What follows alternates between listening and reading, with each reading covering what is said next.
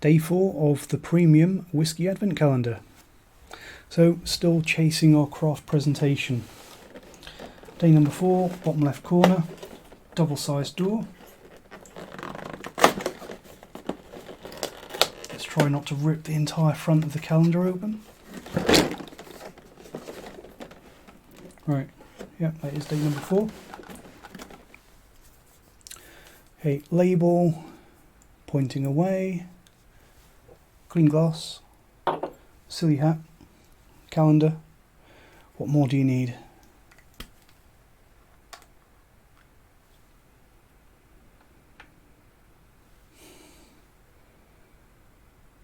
I need to stop nosing them from the bottles. It's not particularly helpful. Right.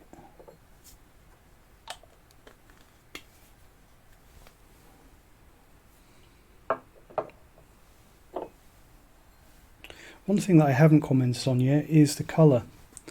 Now, the colour, in theory, can give us quite a lot of clues. Not only can you look at a whiskey and think, that looks like it's sherried, but if it looks like it's sherried and it doesn't taste like it's sherried, or if it has an obvious copper tint fake tan, then that tells you that it's not a craft presentation.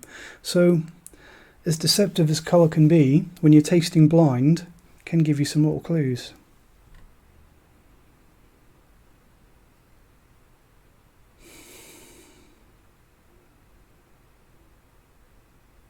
I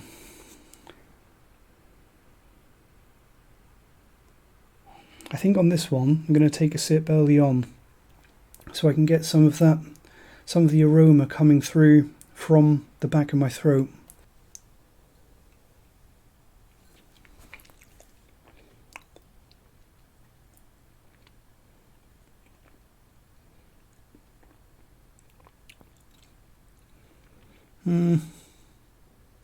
So I'm definitely not a fan of this one as much as I am of the Kalila yesterday.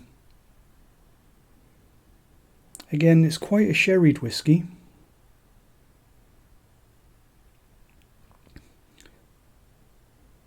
But I would say it doesn't have the maturity, definitely not of the Kalila, not even the maturity of the Glenrothes.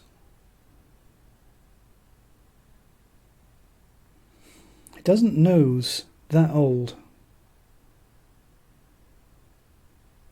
It's quite fresh and lively.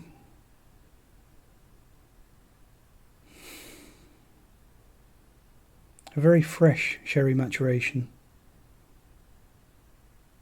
It reminds me a little bit of some of the modern Macallans.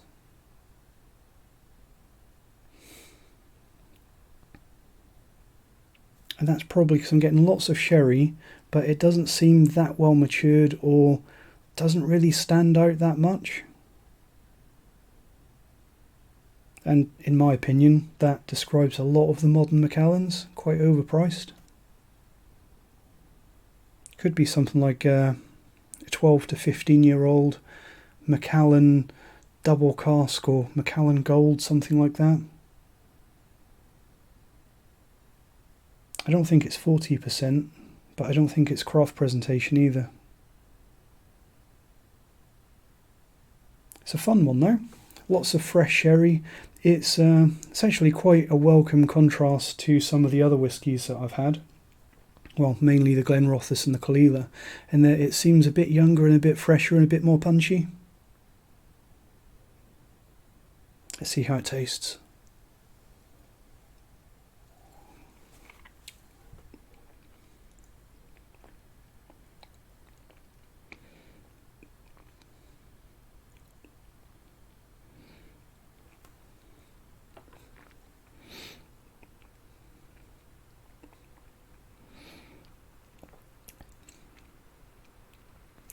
Going to say that this one might be a finished whiskey perhaps, because I'm getting lots of fresh, really juicy, fruity, obvious, direct cherry, but then it sort of fades into a sort of nondescript bready maltiness.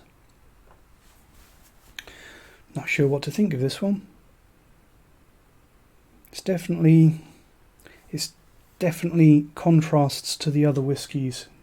I would say this is, out of the 4 that I've had so far of this advent calendar, this is the most different to the other whiskies. Getting a little bit of a wininess to the nose of this as well. Actually reminds me a little bit of the Jura. I can't remember what it's called, but there was an 18-year-old Jura. I think it was in last year's calendar, and it was finished in a red wine cask.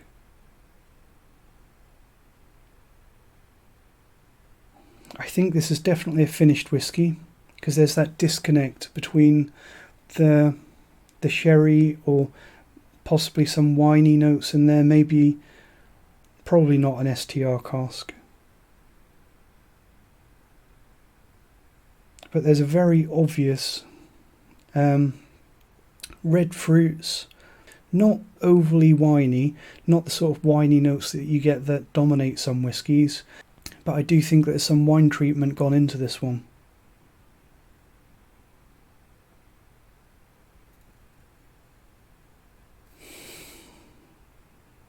That breadiness though, there's a certain breadiness to the malt in this one that kind of makes me think that it's younger than it first seems.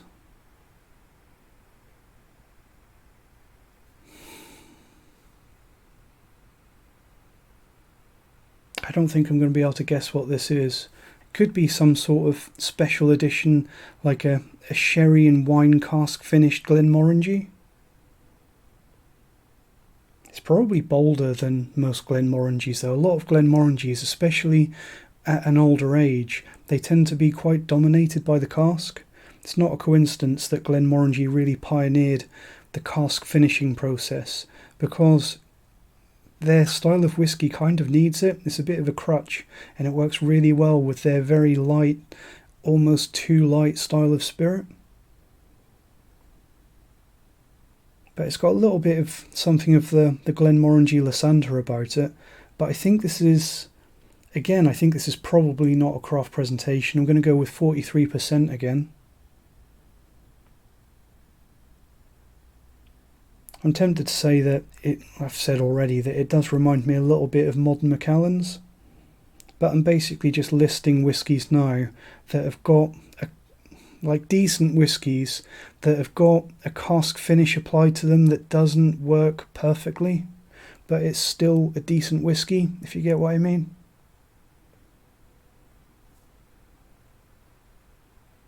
Bready, fruity, malty, a little bit winey, red fruits, quite sharp spirit, but that spirit it's a spiritiness that doesn't quite fit with the rest of the experience.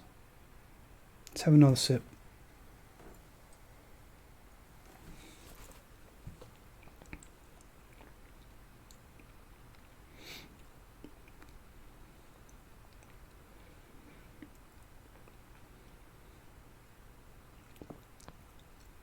It's a really odd one, especially late on the palate. I'm getting a little bit of a red fruits and wine gums, jelly sweets, confectionery note, and that is quite often a big indicator for me. That's something that I taste in a lot of red wine finishes and also STR casks, but I'm not getting a huge amount of wood spice on this one. Quite some nice maltiness, it's like gristy, dry cereal notes, and breadiness, a little bit cakey.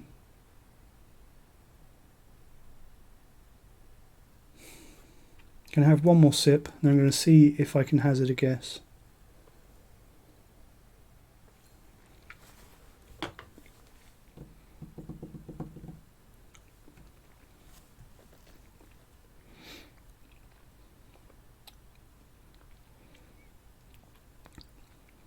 It's a good whiskey,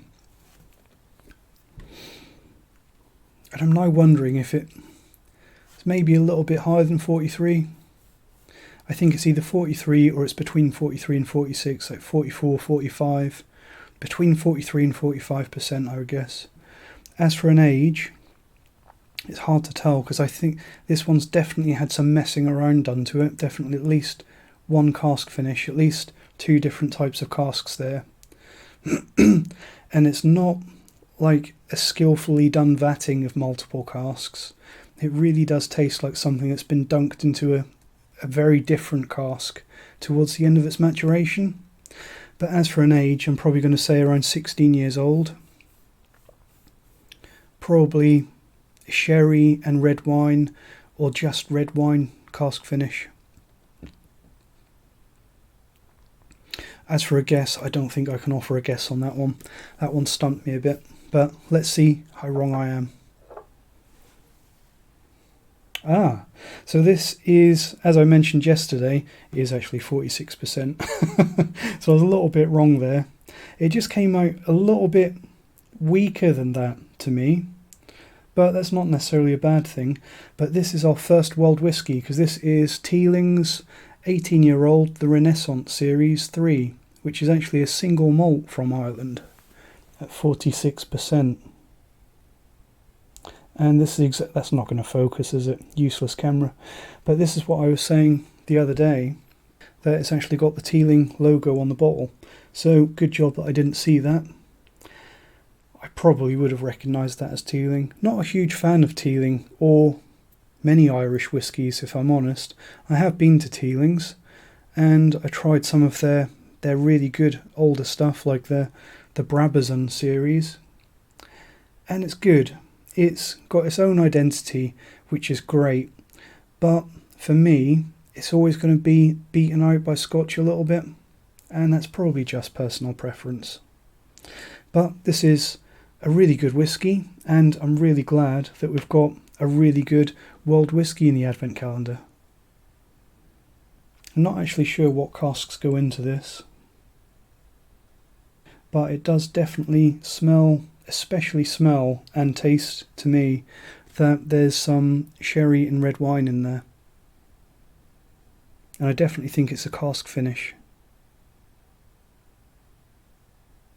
So if you've had this whiskey from Teeling, and especially if you're tasting along at home, love to hear what you thought of this whiskey.